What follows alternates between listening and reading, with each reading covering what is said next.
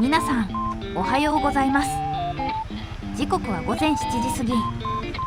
初春の九州ツーリングの始まりです。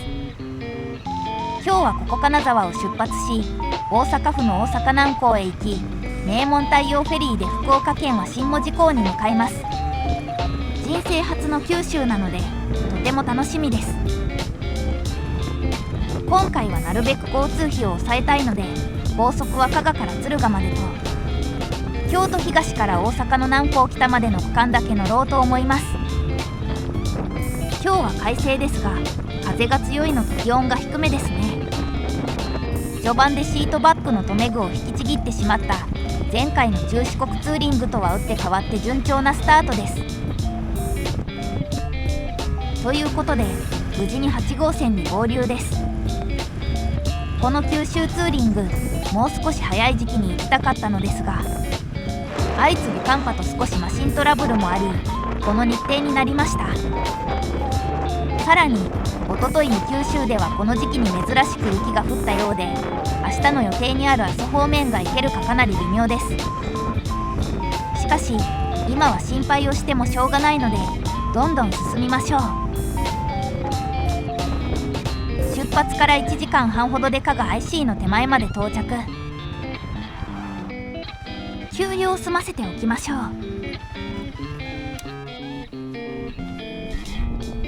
ヒルエアバッグとバイクをつないでいるワイヤーを外し忘れる。こんなところで作動させるわけにはいきませんね。しっかりと満タンにして、準備も整ったのでいざ高速へ。加賀 IC から福井方面に向かいます。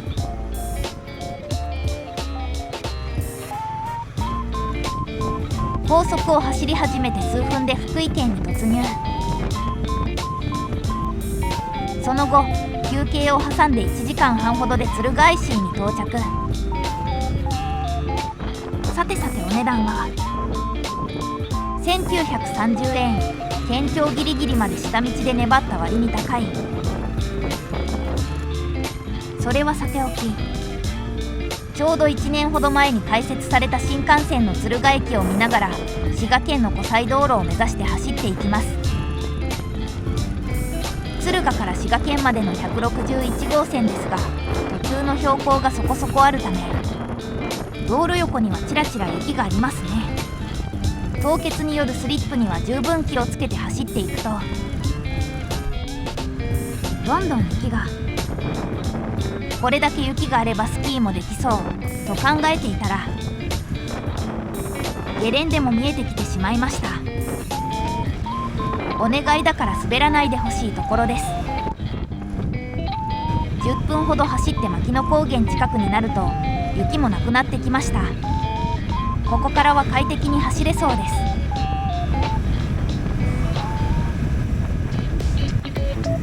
40分ほど走り山間部を抜け、左手には琵琶湖が広がります。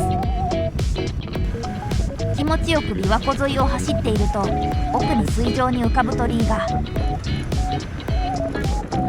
白髭神社の湖中大鳥居ですね。たまたま通った先で見ることができたのでラッキーでした。ご利益がありそうです。白髭神社から10分ほど走り、湖西道路へ進んでいき、30分ほどで終点へ。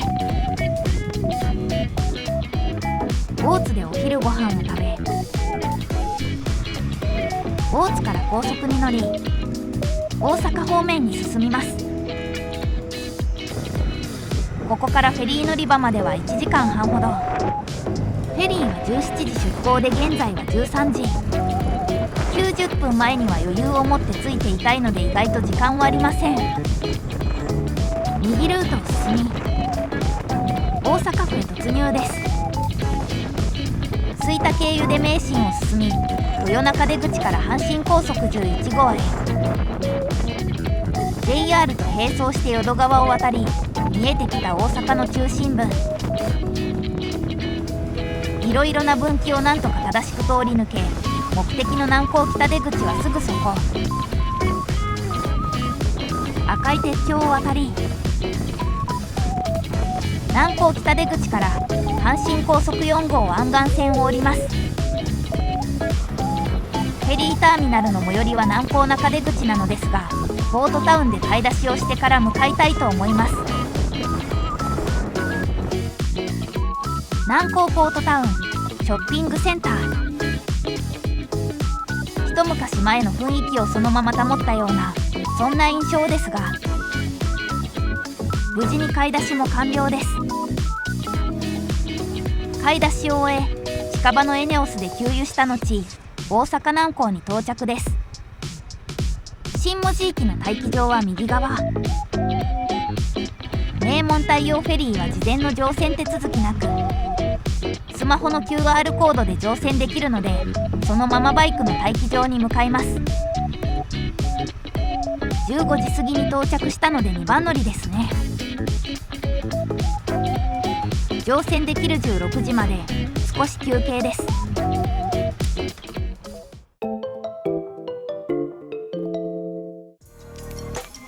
さて、16時になったのでいよいよ乗船です。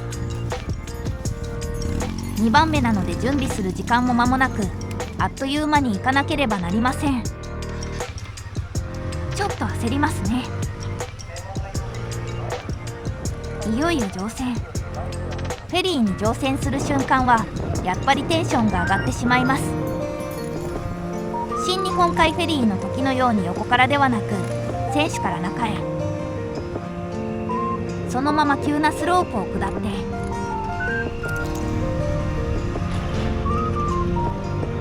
指定された場所に駐車します。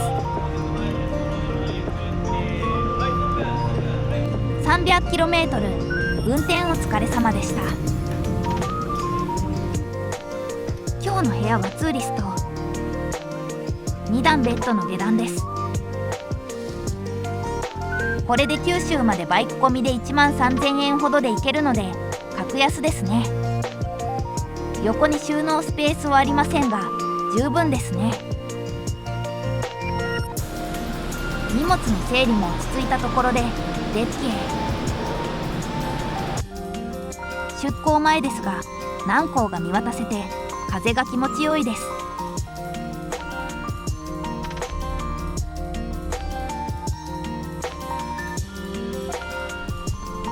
ちょっと早いですが晩ご飯も食べておきます。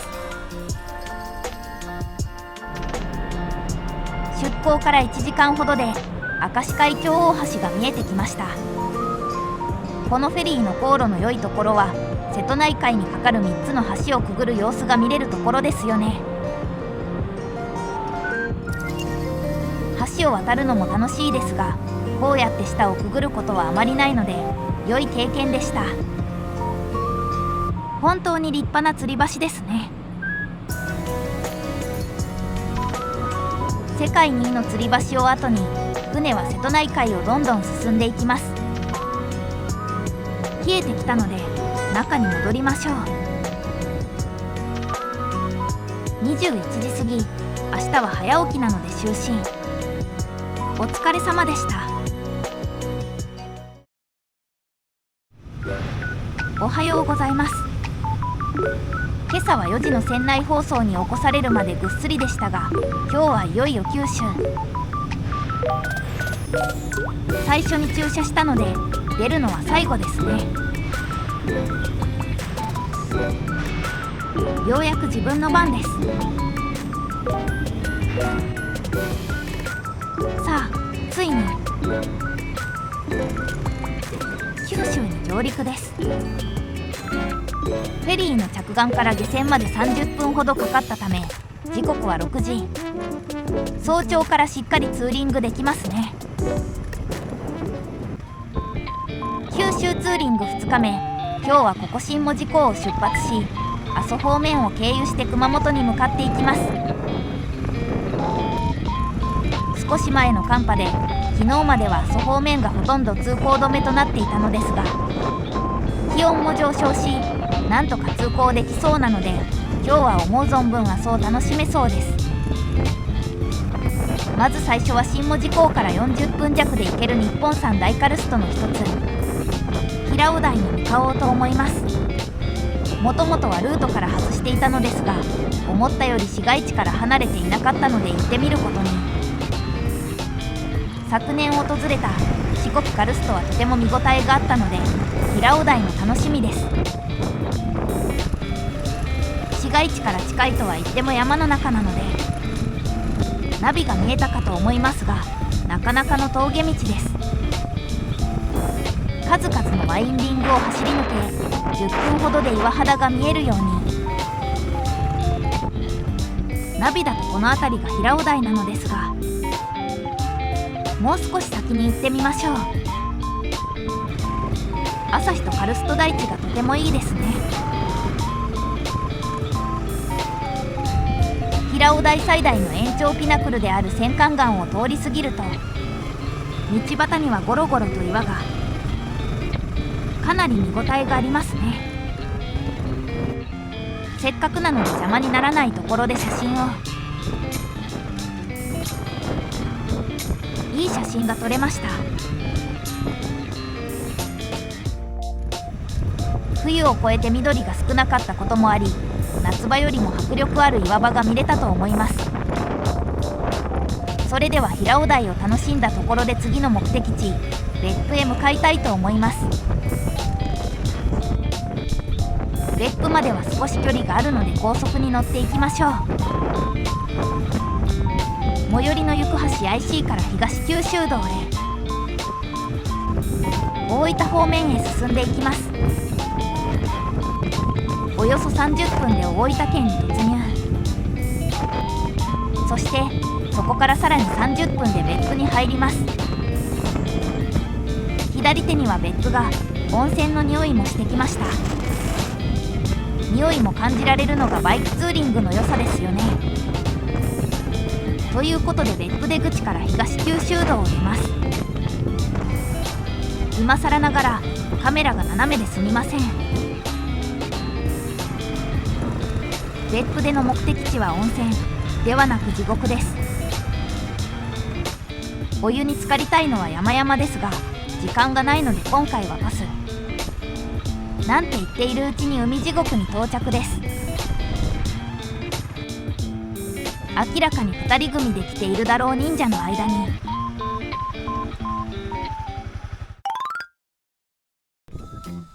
さて、それではチケットを買い中へ。思ったよりも青くないと思ったら本命はオクラシーですね。ここは熱帯性のハスが生息している池みたいです。入場券はなかなか凝った可愛いデザインですね。それでは奥の海地獄へ。お土産屋さんを通り抜け、いよいよご対面。湯煙がすごいですね。近づいてみましょう。青い。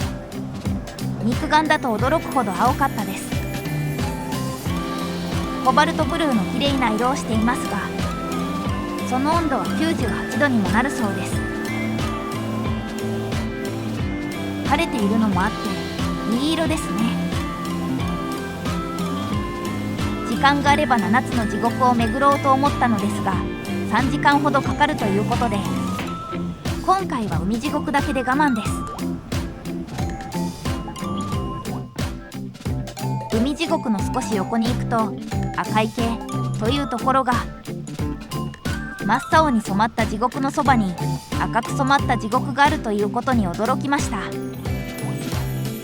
海地獄の園内で赤と青の地獄を見れたので、ちょっとお得な気分です。それでは楽しんだところで次に向かいましょう。完全に余談ですが、2台の忍者は親子でツーリングされている方たちでした。それでは海地獄の次は地獄蒸しプリンを食べに行きましょう。少し山側に食べれるお店があるとのことで、早速向かっていきます。カメラのボタンが押せていなかったようで、お店に入るところが撮れていませんでしたが、無事到着。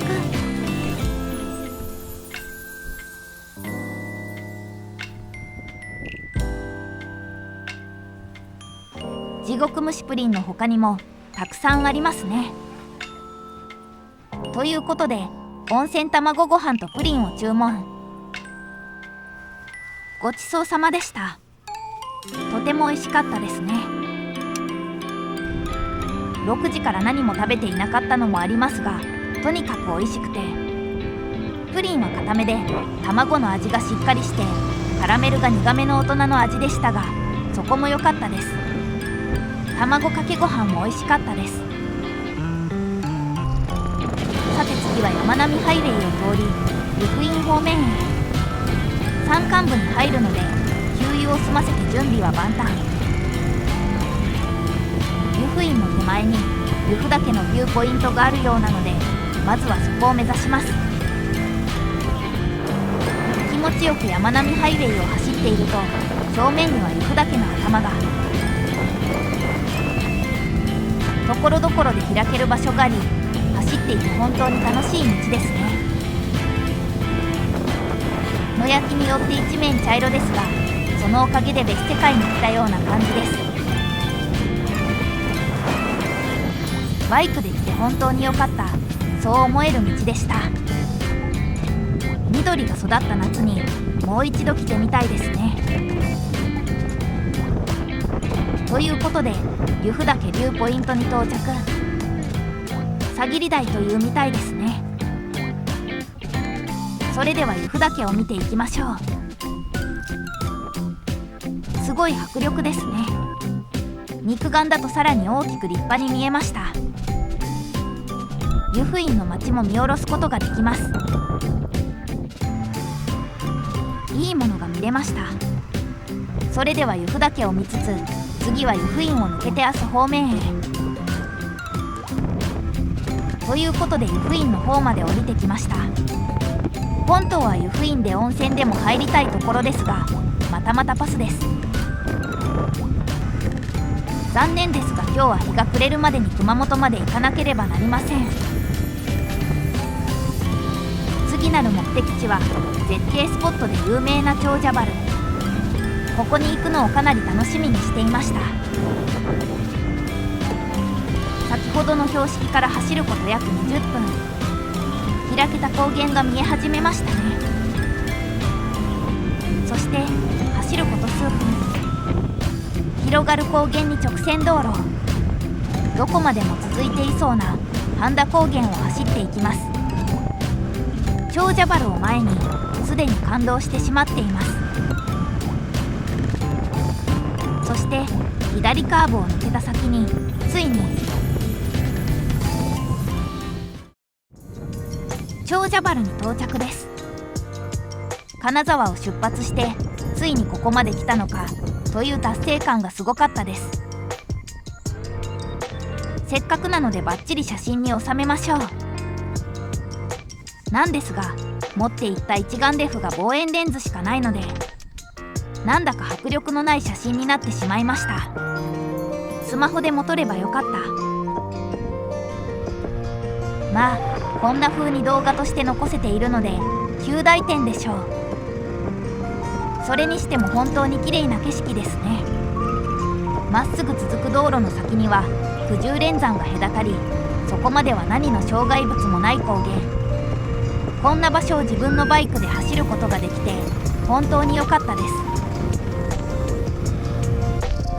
それではまだまだ目的地はたくさんあるのでどんどん進んでいきましょうか。長者原を抜け次の目的地は北外輪山の一方大観峰です。道路脇の雪が物語っているように、つい先日まで山並ハイウェイは通行止めだったので本当に運が良かったです。道中に良さそうなフォトスポットがあったので休憩がてら止まりましょう。ここからは外輪山とその平野がよく見えましたね。写真はまずまずといったところでしょうか。それではさらなる絶景を求めて大観峰へ向かいましょう。いろんなライダーさんと野営しながら、野焼きされているそばを通りながら、山並ハイウェイを走っていきます。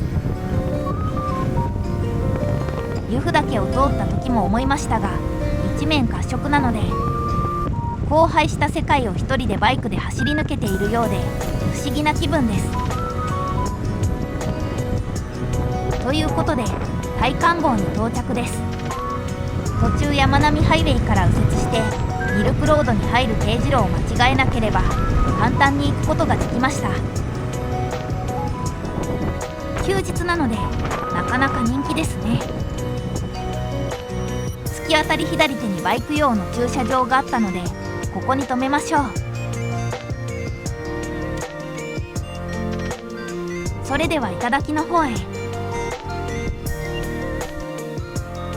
かなりの標高がありますが、ここまで急激に山がそそり立っているのは珍しいですよね。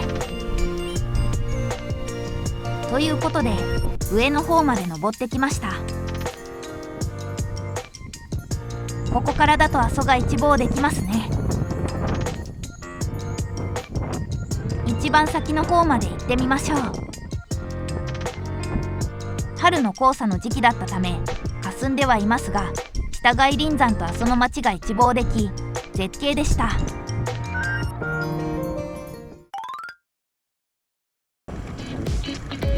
景色を楽しんだところで次の目的地は阿蘇山の山頂火口を見に行きましょう。外輪山を下り阿蘇の平野へと進んでいきます。10分ほどで町の方に降りてきました。どこを見ても山に囲まれているのはちょっと不思議ですね。さすがカルデラの中の町です。10分ほど走り少し阿蘇の山間部に入ったところで前に気になるトラックが。牛ガニとおとなしくていい子たちですね。そこから5分ほどでだいぶ景色が開けてきました。野焼きで木々が少ないためかなり開放的な道ですね。ただし勾配はかなりきついので 250cc だとギアをしっかり下げないといけないです。上まで登り火口が近くなってきたところで少し渋滞。火山博物館や草千里ヶ浜へ行く車の列のようです。私の目的地は少し先の火口なので気になりましたがここはスルー。開けた放牧地帯を進んでいきます。ということで阿蘇山上駐車場に到着。ここから先の火口までの道は有料道路です。ここでお金を払うのかなと思っていると注意事項を言われただけでした。体調は万全なので中へ。この先に見えるのが料金所みたいです。ということで400円払って中へ。私のようにお金をポケットなどに入れておかないと焦げることになるのでご注意を。それでは気を取り直して火口へ走っていきましょう。こんな景色は登山をしないと見れないと思っていたので感激です。そして火口駐車場に到着。バイクを止めて火口見学と行きましょう。今日は運よく風向きが良く火山活動がおとなしかったため何の規制もなしに火口へ行くことができます。そしてついに火口へ。すごい。山頂にこれだけの大きさのすり鉢を作ってしまうほどの力を秘めた火山が今も生きているということを間近で感じることができました。煙を上げていない他の火口の大きさもそれは大きくて自然の力の大きさを感じることができました。少し奥にある展望台では火口とは反対側の景色も見ることができました。ここまで登ってきてよかったです。ということで見学を終えたので阿蘇山を下り熊本方面に向かいましょう。ここでしか見られないような景色ばかりの火口見学ですが、大潮を抑えていなければならないほどの強風が常に吹いているので皆さんご注意ください。バイクも車体が軽いと特にあぶられるのでご注意を。帰りは阿蘇パノラマラインで景色を楽しみながら降りましょう。良さそうなパーキングがあると吸い寄せられてしまいますね。南阿蘇を一望できるいい駐車場でした。そして阿蘇山を下って南阿蘇へ325号線を西へ進み熊本方面に向かいます。途中にある道の駅大津で早いですが晩ご飯を食べましょう。阿蘇方面からだと反対車線なのでちょっと入りにくいです。ここ道の駅大津は阿蘇や熊本のお土産がたくさんあるのですが、高いところに CB が。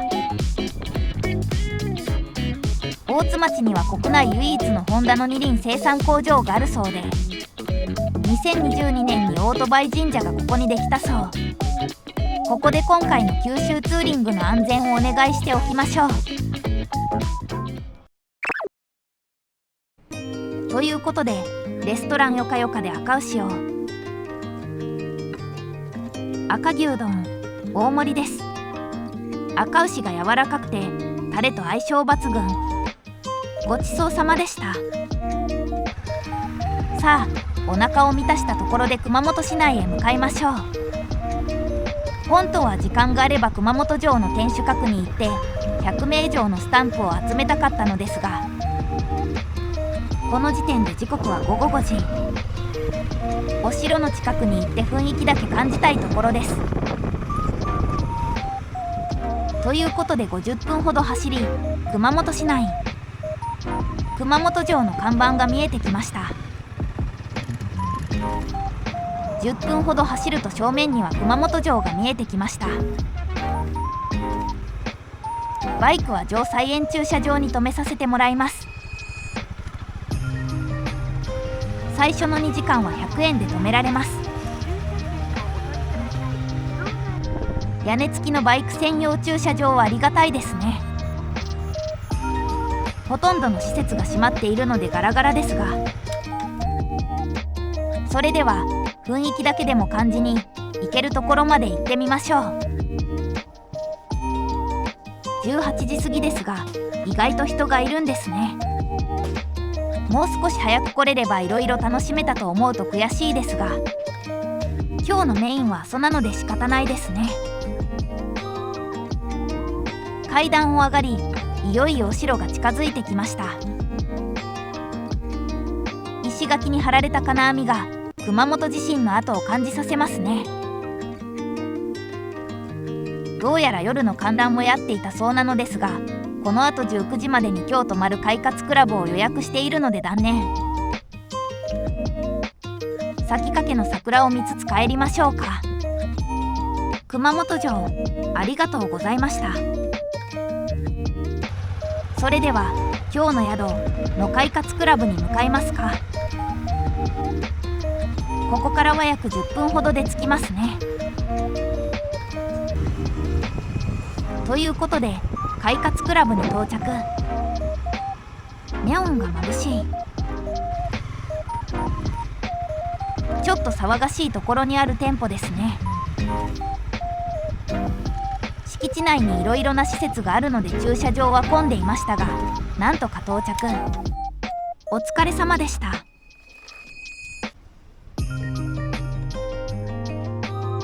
ということで2日目はここまで。ゆっくり休んで明日に備えましょう。さようなら。皆さんおはようございます。3日目の今日はここ熊本を出発し、佐賀県方面に北上、糸島を経由して福岡を目指します。最初の目的地は佐賀県吉野ヶ里遺跡です。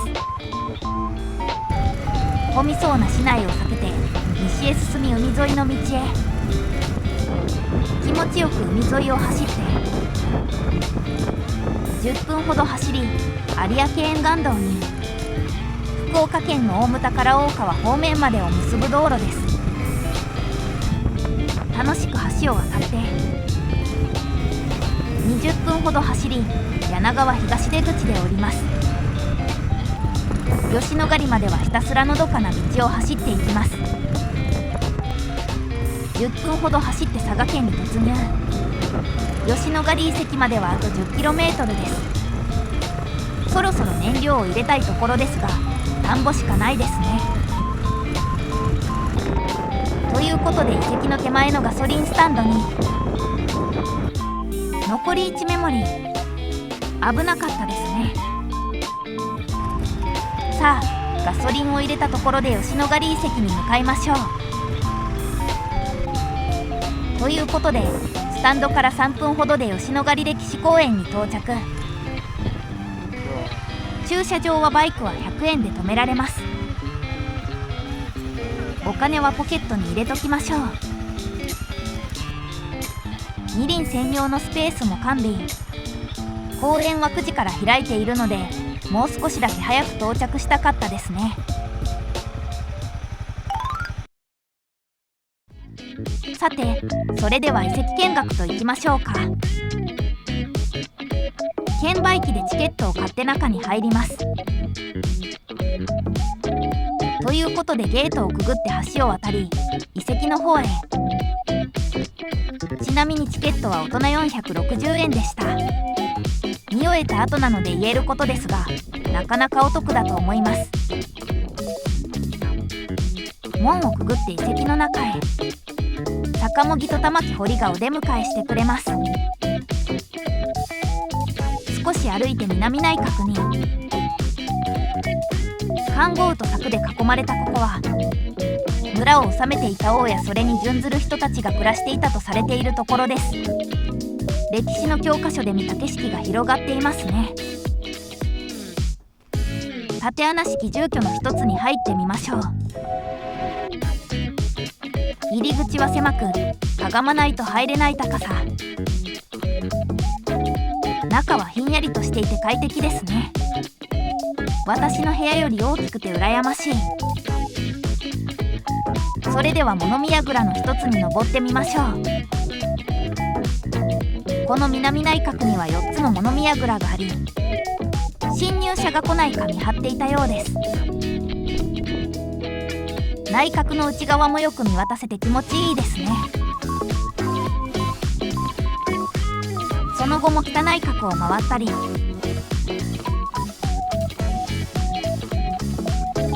環濠の中に入ってみたり、桜を見たりしつつ、スタンプも集めて見学終了。楽しかったですね。遺跡の建物の前には説明が書いてありましたが、どうしてこの建物があったと分かったのか、また王や権力者の家ではなく一般人はどんな暮らしをしていたか、なんていう風にいろいろ調べたくなりましたね。それでは次の目的地へ。次は佐賀と福岡の県境付近にある白糸の滝を目指します。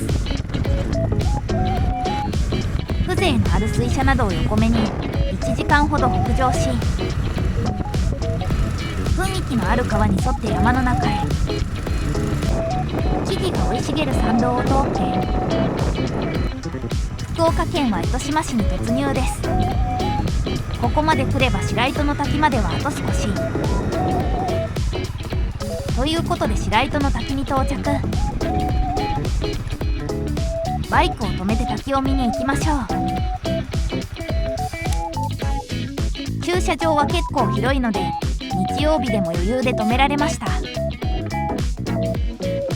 行く前に想像していたのはもっとこじんまりした感じだったので、思ったより観光地化されている印象でした。お店もいくつかあります。そしてその奥には白糸の滝です。上流からの水がいくつも分かれてたくさんのところから流れ落ちています。派な滝で見栄えがいいなという感想です。例のごとく望遠レンズしかないので下がって撮ってもこれが限界でした。でもとっても良かったです。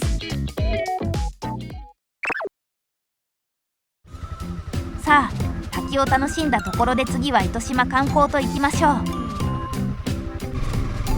観光の前にお腹が空いたので山を下ったところでお昼を食べましょう。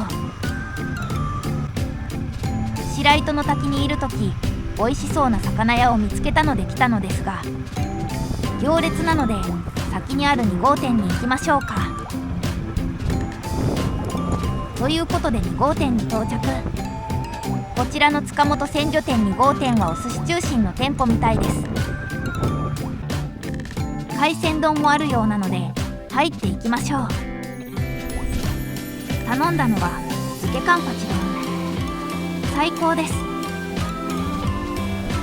ごちそうさまでした。とっても美味しかったです。カンパチ丼が美味しいのはもちろんのこと茶碗蒸しやあさりの味噌汁に至るまで全部美味しかったです。ごちそうさまでした。それでは次の目的地芥屋の大音に向かいましょう。弁天橋を渡り玄界灘の方へと進んでいきます。ということで駐車場の前に来たのですが結構混んでいますね。奥の入り口に行くとたまたま原付の横が空いていたので止めさせてもらいます。ラッキーでした。ここと芥屋の大音は目と鼻の先みたいですね。日曜日なので人が多いですが皆さんそんなに柱状節理が好きなんでしょうかね。少し歩いて海の前に鳥居をくぐって左手に見えるのが芥屋の大音ですね。このカメラでは伝わりにくいので望遠レンズの出番ですね。これはすごいですね。こんなに綺麗に柱状節理が見れるとは思ってなかったので驚きました。本島は芥屋の大音というだけあって洞窟があるのですが遊覧船に乗って海上からではないと見れないというので今回は諦めました。誰も芥屋の大音を見ていないのになんでこんなに人がいるのかと思ったら皆さんこちらがお目当てみたいです。確かにかがまないとくぐれないほどの木のトンネルはさながらトトロの世界のようですね。とっても綺麗なところなのですが階段の傾斜がきついので足元注意です。木のトンネルを抜けると玄界灘を見渡せます。海が綺麗ですね。ありがとうございました。ここは人が少ない早朝に訪れるのが良さそうですね。昼過ぎだと外国人観光客のバスツアーが来ていたので思ったよりゆっくり楽しめなかったというのが本音ですね。さあということで次の目的地に向かいましょうか。次は糸島半島を東へ進み桜井二見ヶ浦夫婦岩を目指します。15分ほど走ると左手には海が。本当に南の地域の海は青くて綺麗なんですね。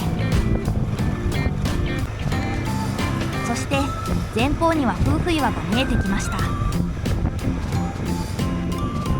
夫婦岩の前で駐車しようと思ったのですがどこも満車ですね。ということで折り返してきたのですがちょっと厳しそうですね。バイクから十分見られたのでよしとしますか。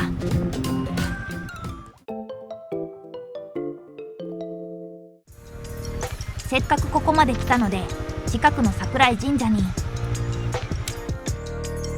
木造の歴史を感じるもんですね。先ほどの喧騒とは打って変わって静かに回ることができました。ありがとうございました。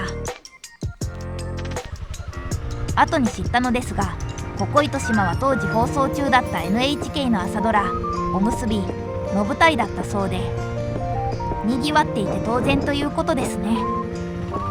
下調べ不足でしたね。それでは島サンセットロードを通って福岡方面に向かいましょう。次の目的地は博多湾の北部鹿の島です。気持ちいい海沿いのカーブを走って東へ進んでいきます。1時間ほど走り、左手には福岡タワーの見えるベイエリアに、さらに30分ほど走り、鹿の島まではあと50分ほど。着てきたダウンが厚すぎるなと思いながらも進んでいきます。そしてこの海の中道大橋を渡ると、鹿の島と本土を結ぶ陸警察海の中道に入ります。現在時刻は17時過ぎ。ちょうど鹿の島で夕焼けが見れそうです。10分ほど走ると左手には鹿の島が見えてきました。海の上を突っ切るように伸びるきれいな一本道。この橋を架けた後、砂が溜まって鹿の島と本土が陸続きになったみたいです。この橋を渡ればいよいよ鹿の島です。ということで鹿の島に上陸。山の上にある塩見公園展望台を目指します。ナビに従って参道へ。この時はまだ地獄を見ることになるとはみじんも思っていなかったのです。公園の看板は左矢印ですが、 Google マップは右だというので信じて右へ。怪しくなってきました。今走っている部分も十分走りづらいのですが、途中から現れたのはデコボコな石畳。ここで止まったら確実に転ぶなと全力でスロットルを回してバイクにしがみついていました。しっかり積載したオンロードバイクで行く場所ではなかったですね。なんとか登りきり、展望台の駐車場までたどり着きました。ここまで来れて本当に良かったです。まだ心拍数が収まっていないですが、展望台に行きましょう。緩やかな上り坂を歩いていき、左手に展望台が見えてきました。苦労してここまで来たので、さぞ綺麗な景色なんでしょう。階段を上りきって、ついにこれは綺麗ですね。先ほど走ってきた陸警察の海の中道と、うっすらですが福岡の市街地の方も見えました。開けているので風も強かったですが良かったですね。それでは鹿の島を一周して夕日を楽しんでから京都丸快活クラブに向かいましょう。帰りは先ほどの国道ではなく、多分正規ルートだろう方から帰ります。こんなにいい道があるのに、なんで石畳を走ったんだろうかなんて思いながら下っていきます。皆さんも展望台に行かれる際は気をつけてくださいね。山を下り海岸沿いの金銀街道にやってきました。海も穏やかで走っていて気持ちいい道ですね。左カーブを抜けると夕日が眩しい。鹿の島は観音の名の国王の文字が刻印された金印が発見された場所で、金印レプリカを飾った公園もあるそうです。海が綺麗なのでこの先で写真でも撮りましょう。これは最高のロケーションですね。いい写真もたくさん撮れたので大満足です。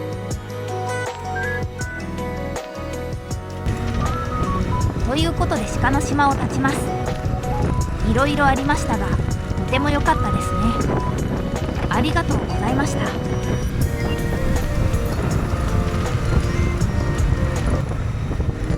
今日泊まる快活クラブは福岡空港の近くなので、福岡の市街地を回避するために短距離ですが高速に乗ります。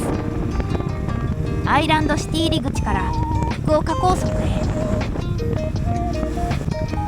お気づきの方もいるかもしれませんが、今回快活の席の確保に焦っていないのは、中四国ツーリングの反省を生かしてちゃんと予約しているからですね。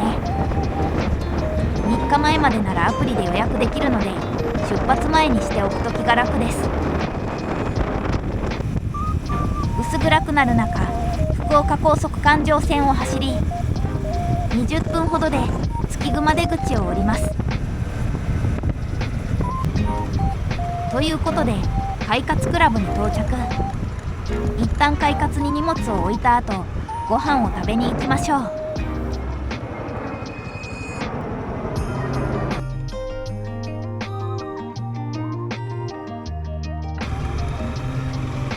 さて、今日の夜ご飯はごぼ天うどん。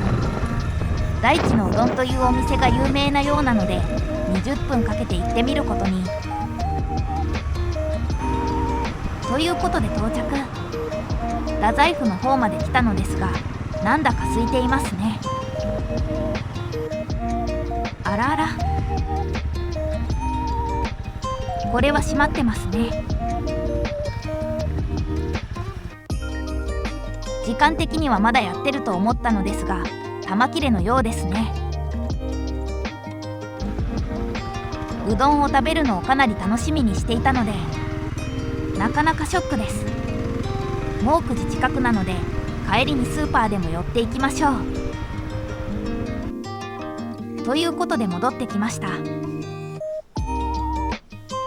空港近くのスーパーは地物が全然ありませんでした。ということで何とも閉まりませんが、今日はここまで。明日もたくさん走っていきましょう。お疲れ様でした。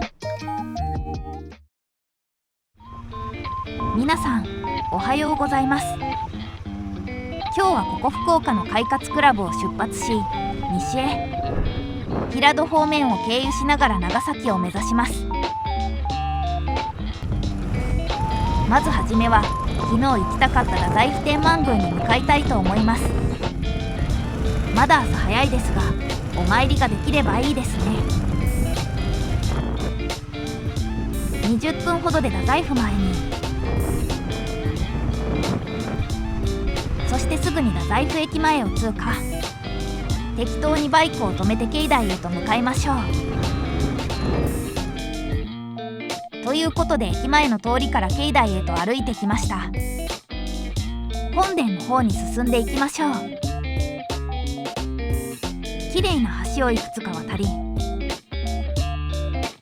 この門をくぐれば本殿です。ということでお参りしていきましょう。早朝ですが売っていたので、お守りを買ってお参りは終了。ありがとうございました。それでは次の目的地へ。次の目的地は県をまたいで佐賀県分からずに向かいたいと思います。少し走るので中川のガソリンスタンドで給油。九州のガソリンスタンドは価格を表示していない店舗が多いのですが、ここはちゃんと表示されていたので良かったですね。何度か価格表示のないスタンドに入りましたが、本当にギャンブルですよね。ただ体感として表示のないスタンドの方が安い気がしたので、これから九州に行かれる方は参考までに。ということでここから少しの区間山道を走っていきます。40分ほど走り、看板には唐津の文字が見えてきました。そういえば唐津のどこに行くのか言っていませんでしたが、東松浦半島の先端呼子にある朝市を目指して走っています。イカが有名みたいなので今から楽しみです。200 502号線で佐賀県に突入し、10分ほど走り唐津の市街地の方に来たのですが、雲行きが怪しくなってきましたね。すでにポツポツ降ってきています。なんて言っていられたのもつかの間、土砂降りになってきました。今日は天気が悪い予報ではなかったはずなんですが、一旦止まってレインスーツを着ます。今回の長距離ツーリングのために新調したレインスーツが活躍する時が来たので、ちょっとだけですがテンションが上がっています。さあ、雨対策もバッチリなところで予備校朝市に向かいましょう。なんて勢いようと出発しましたが、雨が止んでる？完全に通り雨だったみたいですね。道もほとんど乾いています。レインスーツを着た途端に雨が止むのって何なんでしょうかね。とはいえ健康の回復は嬉しいですし、あと少し頑張りましょうか。気持ちよく海沿いの道を走って呼子朝市に到着です。バイクを止めてイカを食べましょう。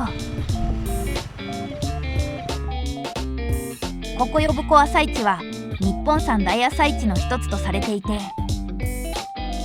元日を除いて毎日午前中に露店が開かれています。今日は平日とあって人通りは落ち着いていますね。こちらからいい匂いが、ちょっと見てみましょうか。イカ串を買っちゃいました。散策しながら食べましょう。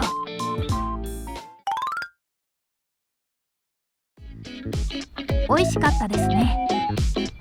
目の前でタレをつけて焼いてくれるので温かく、何よりイカの身が締まっていてプリプリで美味しかったです。それでは次の目的地名古屋城に向かいましょう。どうやら調べたところ、併設する博物館は休館日のようなので見学できるか分かりませんが、ダメ元で行ってみましょう。呼子朝市から名古屋城までは10分ほどということで到着。右側に一瞬見えましたが、やはり博物館の方は休館中。どうなるのか。バイクを止めて見に行ってみましょう。この感じ、定石の方は見学できそうですね。案内所でスタンプも押して、いざ見学と行きましょう。左手にため池を見ながら右へ進んで本丸を目指しましょう。ということで10分弱坂を登って本丸まで来ました。名古屋城は豊臣秀吉の朝鮮出兵に際して出兵拠点として築かれた城で、わずか5ヶ月で築城され、当時は大阪城に次ぐ規模を誇ったそう。城の周辺には全国から大名が集まり、人口20万人を超える城下町ができたそうです。天気がいい日だと行き、対馬も見えるらしいのですが、呼子大橋くらいしか見えないですね。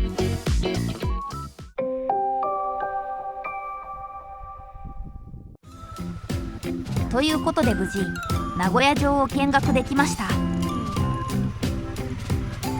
愛知県の名古屋城もきらびやかでいいですが、こちらの名古屋城は天守こそありませんが、歴史の重みがあって面白かったですね。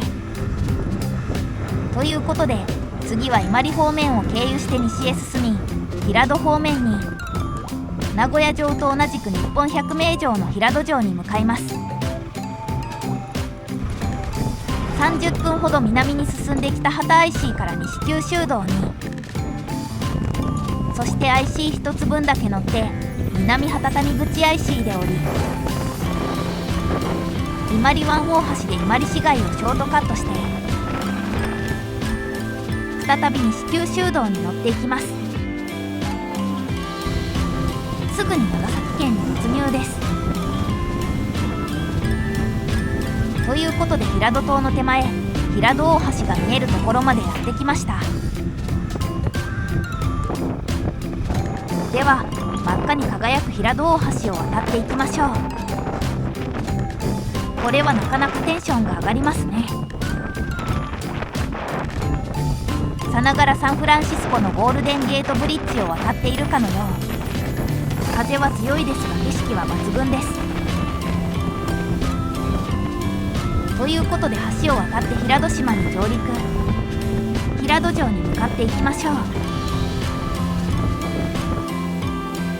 いくつか駐車場がありましたが、テニスコート横の駐車場に停めさせてもらいます。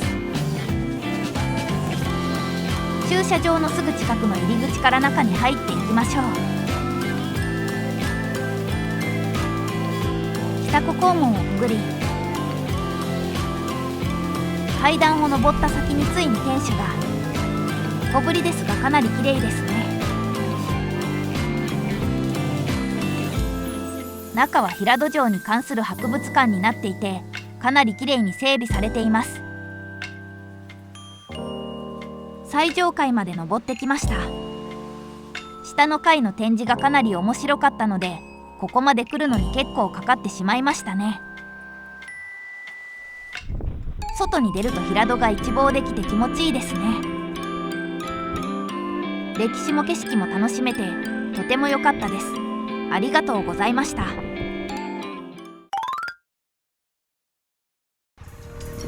ということで平戸城でした。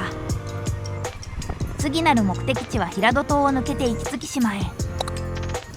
島の最北、大前灯台を目指します。その前に平戸の仙台峠を通っていきたいと思います。少し山道を通ることになりますが、意外と遠回りではないので今回のルートに選びました。ということで仙台峠に到着です。急に景色が明けてなかなかに絶景ですね。U ターンをしてちょっと端に止めて写真を。完全に通り道というだけで寄ったのですが、思いのほかの絶景でびっくりしました。思いがけずいい景色に出会えましたね。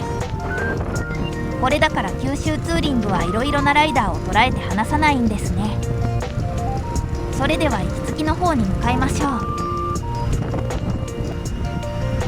最高に気持ちいいカーブを抜けて壱岐大橋を渡り壱岐島へ。平戸大橋とは真逆の青い鉄橋ですが、海と合っていていいですね。ということで壱岐に上陸。ここからは島の西側、壱岐サンセットロードを通って大前灯台を目指します。これは左手の海と右の断崖絶壁、最高の道ですね。阿蘇も綺麗でしたが、個人的には海と山のコントラストがあるこの道が走っていて最高でした。はるばるここまで来た甲斐がありましたね。海も綺麗で本当にいいところですね。ということで10分ほど走り、大前灯台まではあと少し急な勾配を登っていき、駐車場に到着。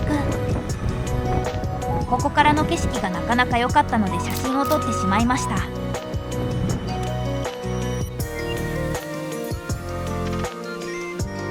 では気を取り直して灯台へ歩いていきましょう。ということで大前灯台に到着です。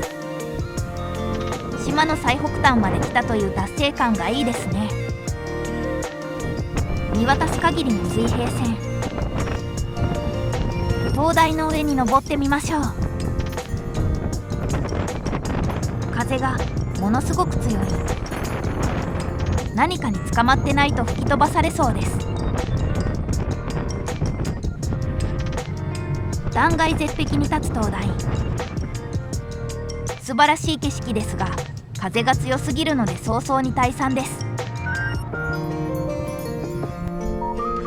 ということで大前灯台を後に、次の目的地は本土最西端の地、神崎花公園を目指します。今回の九州ツーリングでは本土最西端の神崎花、最南端の佐多岬を巡る予定なので、4極制覇にぐっと近づきますね。ということで、行きつき大橋を渡り、平戸大橋から本土に戻ります。綺麗な橋なので、バイクを止めてちょっと記念撮影。なかなかよく撮れたのではないでしょうか。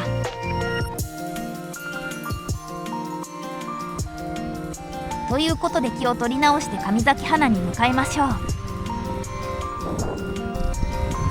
平戸大橋からは山間の道を抜けていき、40分ほどで神崎花の手前までやってきました。この辺りからは民家の間の細い道を抜けていくので少し注意です。神崎花公園は少し分かりにくいですが、漁港をクランクで抜けるようにして入っていきます。ということで到着。マイナースポットかと思っていましたが、平日にかかわらず意外と車が止まっていますね。それではここからは徒歩で最西端を目指しましょう。5分ほど歩いて芝生の広場に。最西端のモニュメントは最後に撮っておきましょう。かなりきれいに整備されていて、眺めもよく気持ちいいですね。橋という響きがなかなかエモーショナルですよね。すぐ横には四極交流広場といって、最南端佐多町、最西端小笹町、最東端根室市、最北端稚内市の説明があります。こんな風に書かれたら全部行きたくなってしまいますよね。それではお待ちかね、最西端のモニュメントへ。ゴールにたどり着いた感じがすごくありますね。ということで、正真正銘本土最西端に到着です。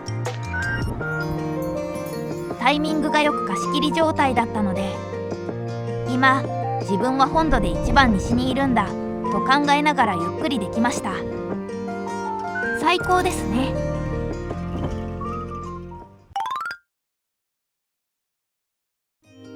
それでは最西端の地を堪能したところで、今日の宿に向かいましょう。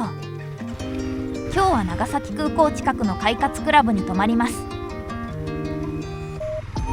現在時刻は17時30分ほどですが、19時に間に合うのか悩むところですが、夜間に走りたくないので高速で長崎まで行っちゃいましょう。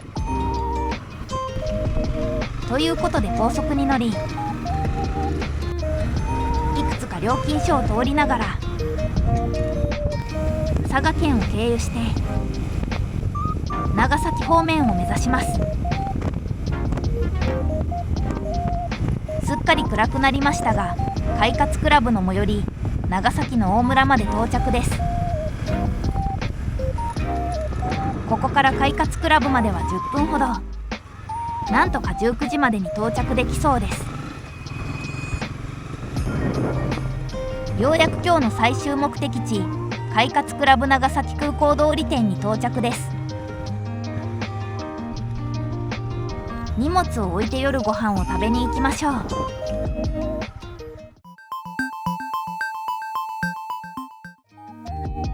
快活から徒歩15分ほどのところに良さそうな長崎ちゃんぽんのお店を見つけたので行ってみることに。昨日の雪辱を晴らせるのか入店です。名物らしき味玉ちゃんぽんを頼みます。ということでいただきます。野菜たっぷりでタコや貝もしっかり入っていて、何よりスープのうまみがすごくてとても美味しかったです。ごちそうさまでした。最高のちゃんぽんだったなと思いながら快活に戻ってきましたが、今日の動画はここまで。また次回お会いしましょう。さようなら。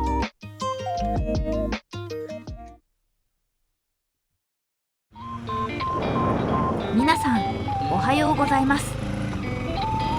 九州ツーリング5日目、今日はここ長崎空港近くの快活クラブを出発しなんか。島原、天草を経由して鹿児島を目指します。今日最初の行き先は長崎空港。今回のツーリングではお土産を買えていないので、早朝からやっている空港内の売店に行きます。朝焼けが綺麗な連絡橋を渡って長崎空港に到着です。駐車場入り口で滞在時間が短いことを伝えると無料になる券をもらえました。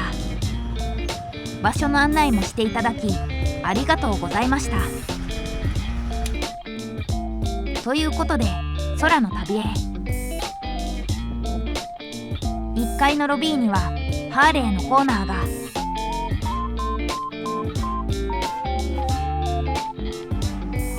それでは2階に上がってお土産を買っていきましょう。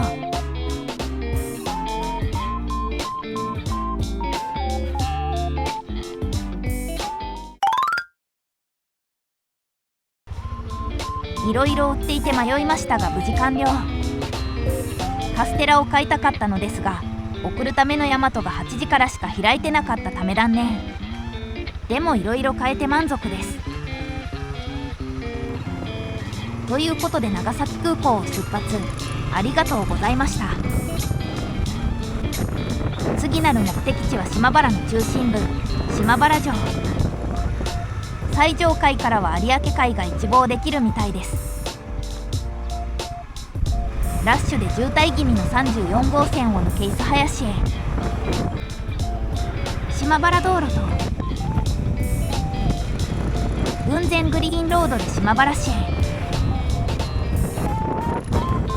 空港から1時間20分ほどで右手には立派な雲仙普賢岳が。そしてそこから10分ほどで島原城に到着です。駐車料金はバイク200円。駐車料金が200円。お金はすぐ取り出せるところに。それでは城内へ。城のすぐ近くに駐車できるのは再建された城ならではですよね。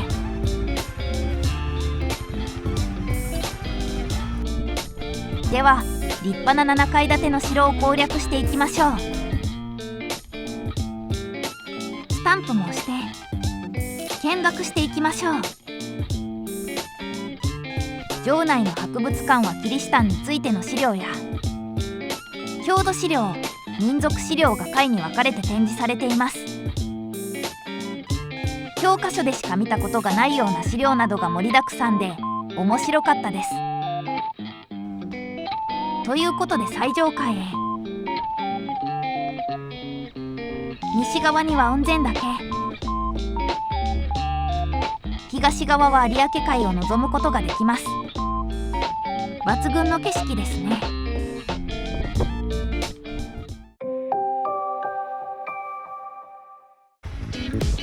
島原城ありがとうございました。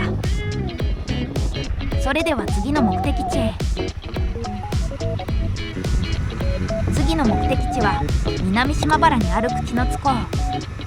そこからフェリーで天草は鬼池港に渡っていきます。フェリーは11時30分発で現在10時10分。結構ギリギリになってしまいました。口の津港までは島原道路と251号線でスイスイと。この島原道路は有明海と雲仙普賢岳がどちらも見れて道も綺麗なため最高のツーリングロードですね。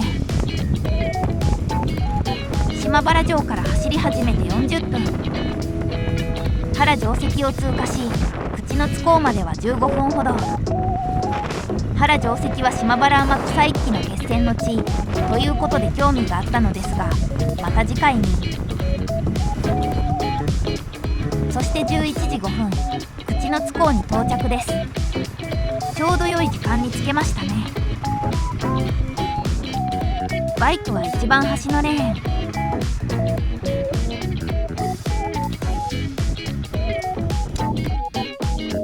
排気量を言ったら紙をもらいました。これを出せば乗船券が買えるようです。ターミナルにチケットを買いに行きましょう。1780円で天草に渡ります。さあ、時間になったので乗船です。長距離フェリー以外は初めてだったので新鮮な感じ。大きい船ではないので車両は先着順とのことで、乗る場合はご注意を。ということでバイクを止めて束の間の船旅を楽しみましょう。階段を上がって客室へ。船に乗ると一気に旅をしている気分になれますね。遠のいていく島原と船の軌跡がいいですね。30分の船旅、小休憩です。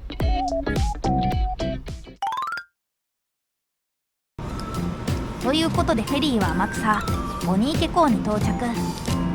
準備が遅くて完全に出遅れてしまいました。急いで下船ありがとうございました。そして再び熊本に上陸です。上陸したところで時刻は12時過ぎ。南に進んで天草の市街地にお昼を食べに行きましょう。ということで30分ほど走り、天草の本土港近くのお店に。結構並んでる。バイクを止めて並びますか。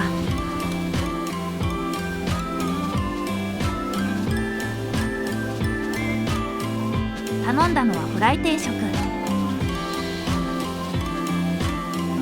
ごちそうさまでした。美味しかったですね。結構並んだので時間は経ってしまいましたが、しっかり休憩できたということで、それでは次の目的地へ。次の目的地は西の山奥にある倉岳神社です。天空の神社といったらご存知の方もいるかもしれません。ということで266号で西へ。ループ橋を抜け、海沿いをひたすら走っていきます。八代海に浮かぶ島々が綺麗ですね。20分ほど走って倉岳の手前に。ここから600メートル超を登るとは想像もしていなかったのですが、参道の途中にはガイナックスの某アニメに影響されたであろう看板がいくつもあります。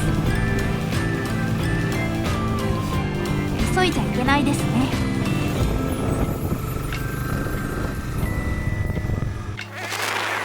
その後もひたすら登っていきます。ということで最後のカーブを抜けてようやく到着です。ずいぶん上まで上がってきましたね。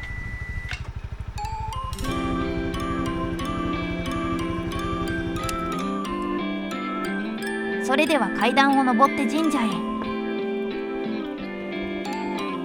倉岳の頂上、ここからの眺めは最高ですね。ここまで来れば神社はもう目の前。鳥居が見えてきましたが、もうすでにすごいですね。これは。ということで倉岳神社に到着です。すごいですね。あまりの景色に口元が緩んでしまっています。八代海に浮かぶ島々の天空の鳥居、綺麗すぎて語彙力を失ってます。いい時間を過ごせました。倉岳神社でした。ここまで来て本当に良かったです。それでは下山。レンタカーに正面衝突されそうになりながらなんとか下山。道が細いので適切な速度を選んでほしいものです。なんて愚痴はさておき、時刻は15時過ぎ。今日は鹿児島の快活まで行かなければならないので、ここからはあんまり寄り道はできません。どんどん進んでいきましょう。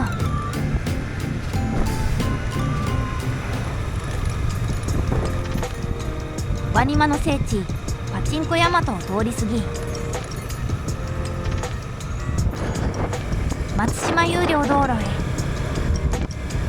この山をぶち抜いた感じのトンネル、いいですね。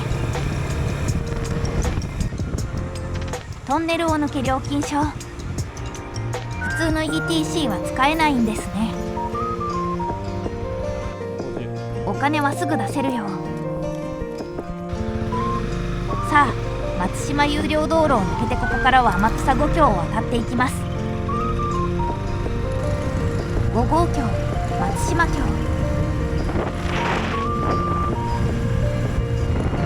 4号橋、前島橋、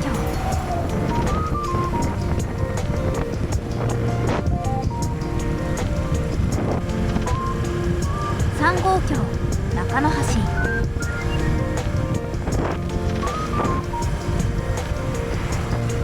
と、ここまで順調だったのですが、この橋にはさっきみたいな看板がない。果たしてこれは2号橋なのか。なんてもやもやしたまま走っていると、また新たな橋が。隣にも橋があるけど、どっちが天草5橋なんだ。というか今は何号橋なんだ。結局わからないまま天草を駆け抜けたのでした。その後も西へ進み、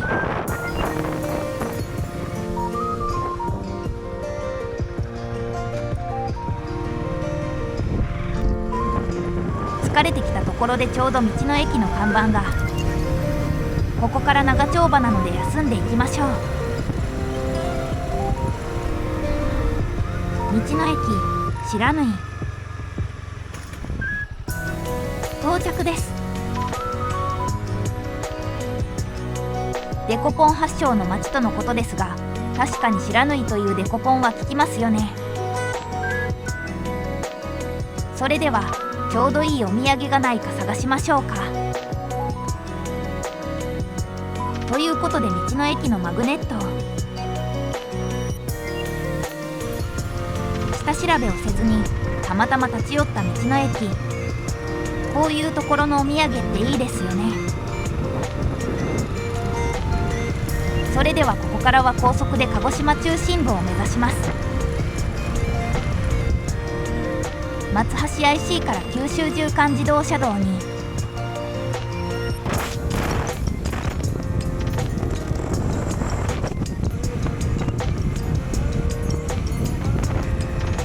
途中、人吉の手前山江サービスエリアで休憩と給油をしつつ、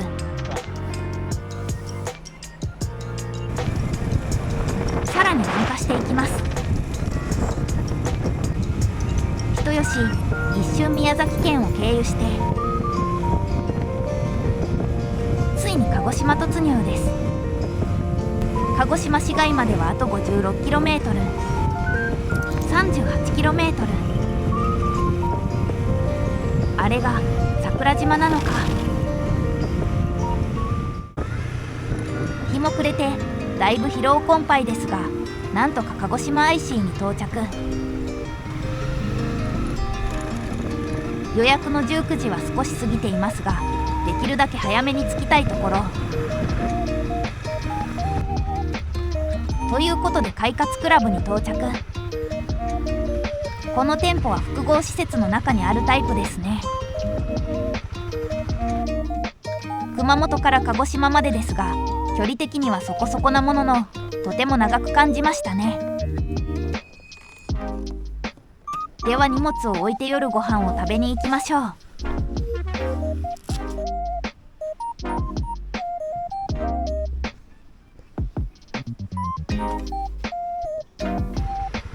さて、今日の夜ご飯ですが、鹿児島といえば黒豚ということで、ちょっと奮発していいお店に行っちゃいましょう。バイクを飛ばして10分で到着。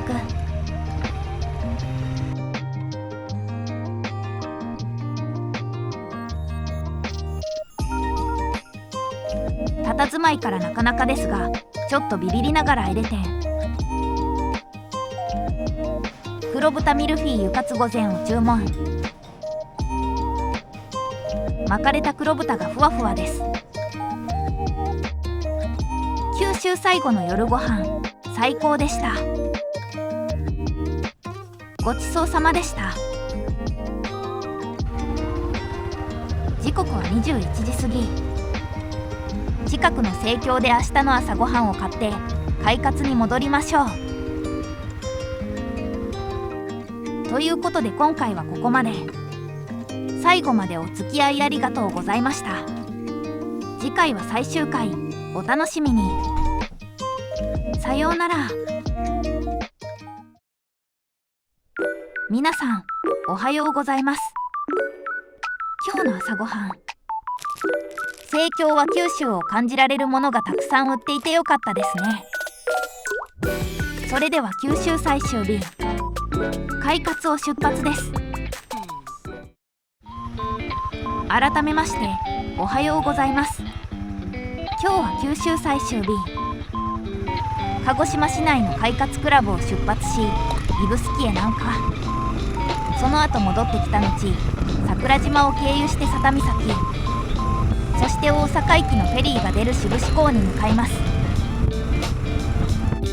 本来の予定では指宿に行くつもりはなかったのですが、4日間シャワーにしか入れていなかったこと、頑張ればフェリーの時間に間に合いそうなこともあり、無理やり予定に組み込みました。高速でショートカットできそうな部分もないので、かなりタイトな日程になりますが、なんとしてもフェリーには間に合いたいところ。ということで226号でひたすら南下していきます。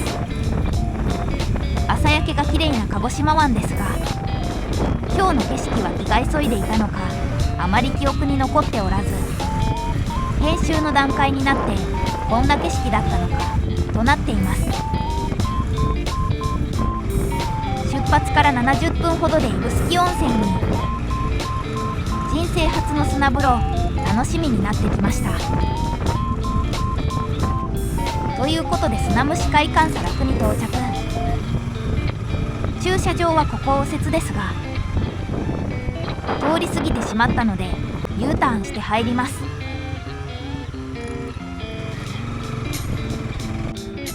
バイクを止めていざ砂風呂へ。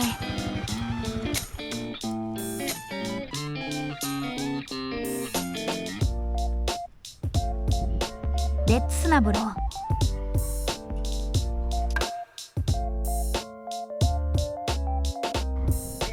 最高でした。頑張って1時間で出てきましたが、ゆっくりするなら2時間は欲しいですね。名残惜しいですが、次へ急ぎましょう。駐車場から出るところで金沢から軽バンで来たというおじさまと遭遇。自分の車で全国を回るために何ヶ月も旅行しているそう。思わぬところで金沢の方と出会いましたが、これも旅行の醍醐味というところで、さて指宿の次に向かうは桜島。元来た道をたどって北上し、鹿児島港桜島フェリーターミナルから桜島に向かいます。指宿温泉ありがとうございました。立ち並ぶヤシの木を見ながら再び鹿児島湾沿いを走っていきます。鹿児島指宿の中間地点の辺りに来たところで、時刻は10時過ぎ。11時20分のフェリーになんとか間に合いたいですね。とは言っても1時間に3本もフェリーがあるので、乗り損ねてもそこまでダメージは大きくないのですが、さすが24時間営業の桜島フェリーです。そして40分ほど走り、鹿児島市内ターミナルの手前まで時間内に来れました。この辺りからカメラの調子が悪く、肝心の乗船シーンは撮れず、ということでフェリーの中の映像から再スタートです。乗船時間は15分ほどというのに、空腹に耐えかねてうどんを注文。出汁が最高でした。なんて言っている間に桜島に到着です。急いで準備をしてです。この短い時間に SD カードを修復してうどんを食べきった自分を褒めたいですね。ということで桜島に上陸です。鹿児島側からの場合、料金は後払い。バイクと大人1人で730円。もうサイドバッグが欲しくてしょうがなくなってます。さて、桜島に到着したところで、次の目的地は島の反対側、黒神埋没鳥居です。噴火によって埋没してしまった有名な鳥居ですね。桜島は火山灰によって道路がかなり滑りやすいと聞いていましたが、今日は火山灰が少なく走りやすい状態ですね。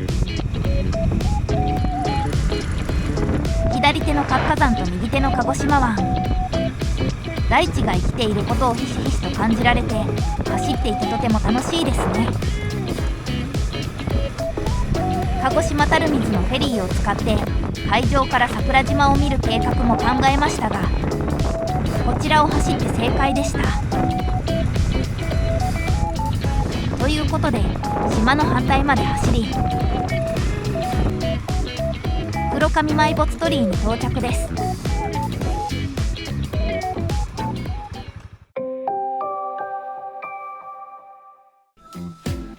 この黒神神社は大正3年の桜島の大噴火によって軽石などで埋没してしまい、高さ3メートルあった鳥居がささきだけが見えるほどになってしまいました。当時の村長の意向で鳥居は掘り起こされず、噴火の脅威を今日まで伝えています。今日はあまり火山灰がないと思っていましたが、タイヤには結構ついているので油断は厳禁ですね。ということで黒神埋没鳥居を出発し、鹿児島本土へ。次の目的地は本土最南端佐多岬です。これが九州での最後の観光場所になりますね。1週間弱のこの九州ツーリングもいよいよ終わりが近づいてきました。なんて感傷に浸りながら橋を渡っていますが、この道をこのまま行くと北上コースになってしまいます。U ターンして佐多岬を目指しましょう。フェリーの時間は刻々と迫っていますが、白く光る牛根大橋を2回も渡れたのでよしとしましょう。ということでここからはひたすら大隅半島の西海岸を南下していきます。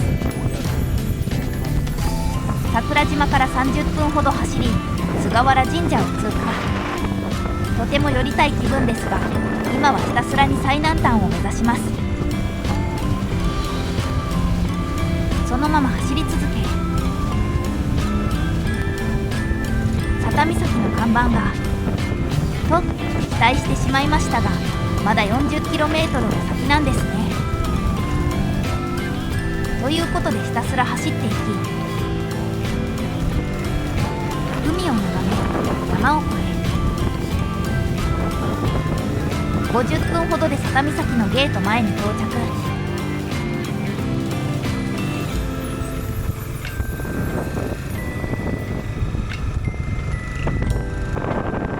ここまで来れば本土最南端まであと少し。最南端に近いこの辺りは植生が全然違いますね。垂れ下がっているあれを見たのは初めてでテンションが上がります。ジャングルを抜けて左手には綺麗な海。なんてよそ見をしてたら砂に要注意ですね。長かった佐多岬までの道のりもあと 1km。ということでようやく到着です。苦労してここまで来ましたが意外と人気スポットなんですね。バイクを止めて見学していきましょう。きれいに整備されていますがやはり目を引くのはこのガジュマルの木。立派ですね。では最南端から海を眺めるとしましょう。実を言うとここよりも少し先に本当の最南端と灯台があるのですが時間的に行くのは厳しいですね。ここが最後の目的地佐多岬。金沢からここまでよく来たものです。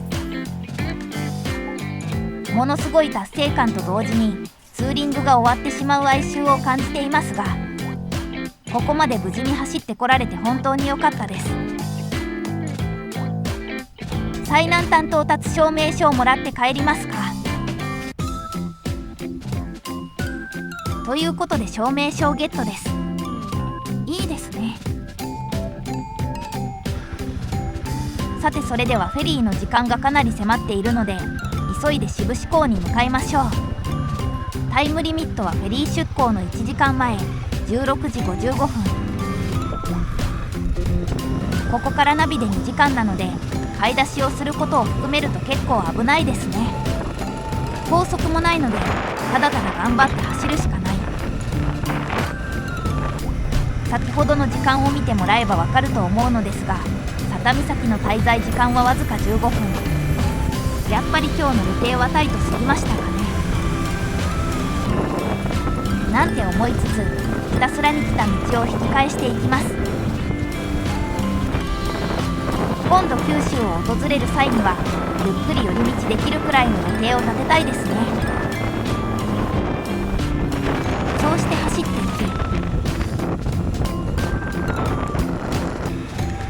いき1時間50分ほどで志布志港手前までやってきました。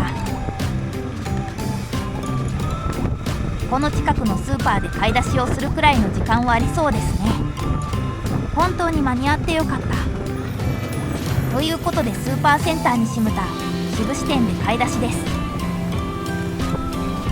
2時間通しの運転だったので少し疲れましたね。ということで今日の夜と明日の朝ごはんを無事調達。志布志港に向かいましょう。ここから5分ほどで着くので本当にちょうどくらいですね。志布志志布志町志布志。嘘みたいですが本当にこんな地名なんですね。ということでフェリーターミナルに到着です。出港していないフェリーを見ると安心しますね。バイクを止めて乗船まで少し待ちましょう。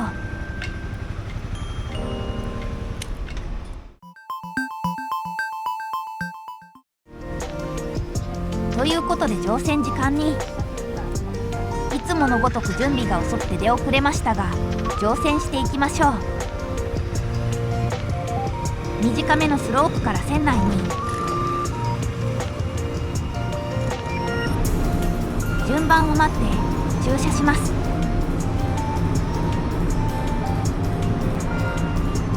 バイクを固定してもらって客室へ上がりましょう。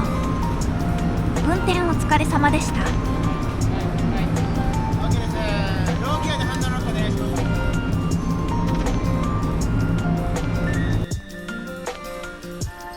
船内はこんな感じ。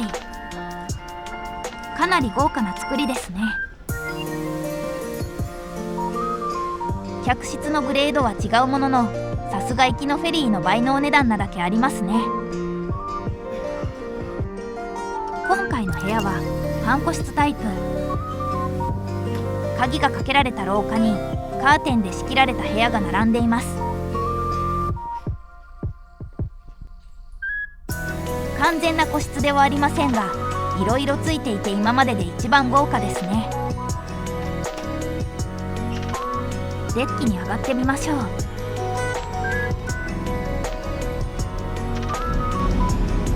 いよいよ九州ともお別れ。あっという間の5日間でした。また絶対行きたいですね。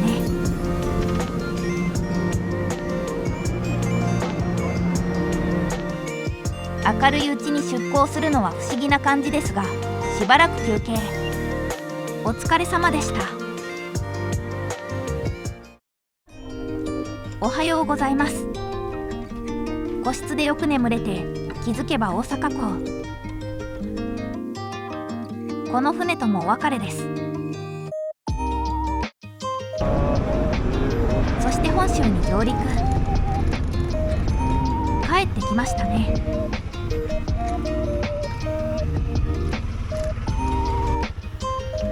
せっかくなので金沢に帰る前に京都に寄って観光してから帰ろうと思います。複雑すぎる阪神高速になんとか入場して大阪城を横目に走っていき、京都府に入ります。そして向かうはいつかは行きたいと思っていた龍安寺に。大変綺麗な場所でしたが、日本人が私くらいしかいなくて焦りました。綺麗な梅を見つつ帰路に着きます。その後も走り続け、滋賀県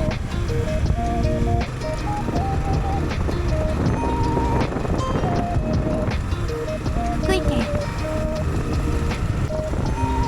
そして石川に。ということで金沢市まで無事到着。これにて九州ツーリングの動画は以上となります。長きにわたり見ていただきありがとうございました。それではまた次回の動画でお会いしましょう。さようなら。